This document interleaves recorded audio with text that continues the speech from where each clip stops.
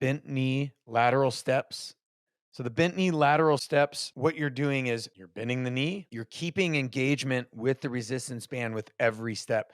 So as I step away and I'm doing a lateral stepping movement, I have engagement. And then as I bring that trail foot towards the front foot, stepping with the trail foot, what we don't want to do is create slack in the resistance band. We want to step far enough in to where we have movement, but not too far where we lose that tension in the band.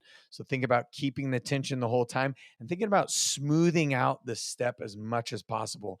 So you shouldn't be hopping up and down. You shouldn't be swinging laterally left to right. Think about keeping your head, your torso, your hips still, and your lower body, your legs are just doing all of that movement while staying engaged the entire time, whether you're moving left or you're moving right.